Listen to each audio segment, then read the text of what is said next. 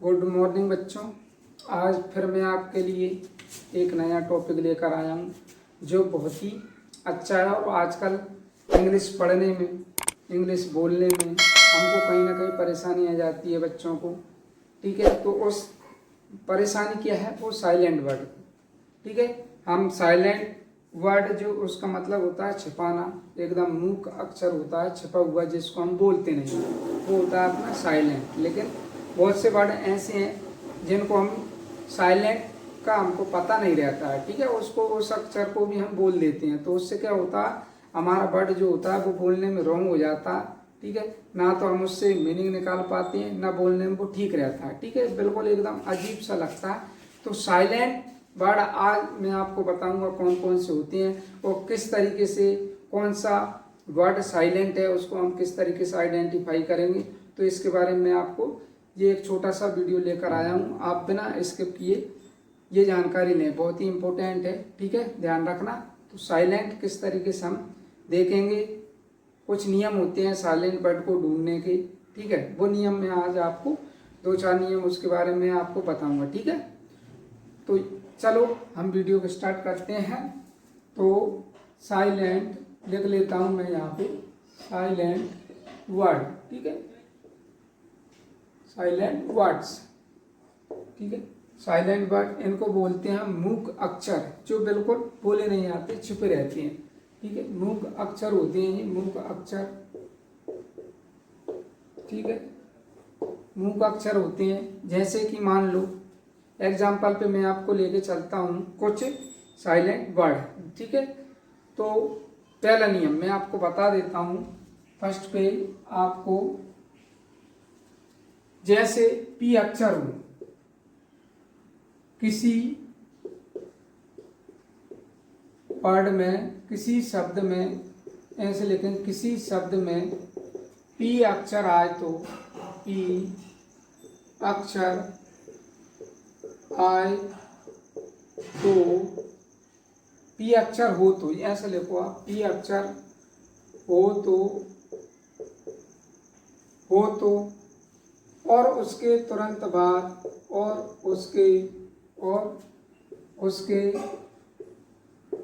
बाद एस अक्षर हो तो, एस अक्षर हो तो पी का उच्चारण नहीं होगा, पी का उच्चारण नहीं होगा। ये आप ध्यान रखें, पी का मैंने आपको बता दिया है।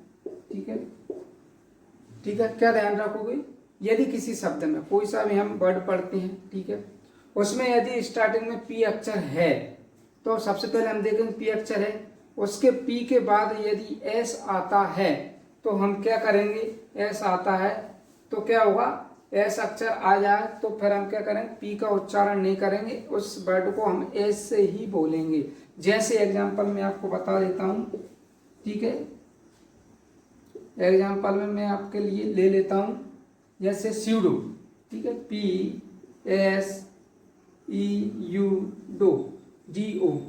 ठीक है, इसको पढ़ेंगे स्यूडो।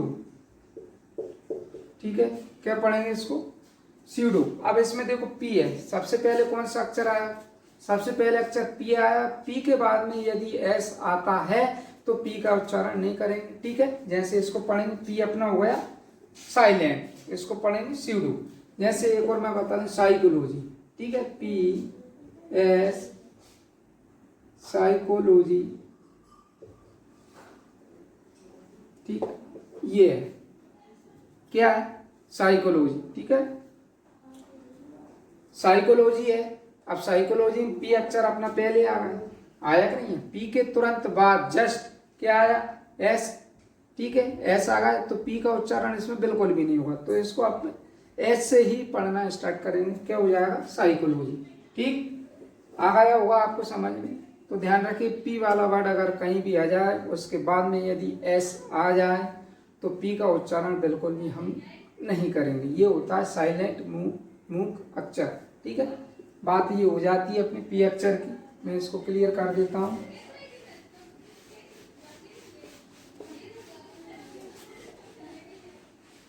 इसके बाद अपना आता है दूसरा प्रकार जैसे पी के तुरंत बाद, पी का एक और है पी के, ये ध्यान रखें आप, पी के तुरंत बाद यदि एन या एफ, ठीक है, एन या एफ, ठीक है, आप ध्यान रखें, सॉरी, एन या टी, ठीक है, ये ध्यान रखें आप। यदि पी के तुरंत बाद यदि एन या टी आता, टी अक्षर आता है तो, अक्षर आता है तो पी का उच्चारण नहीं होगा।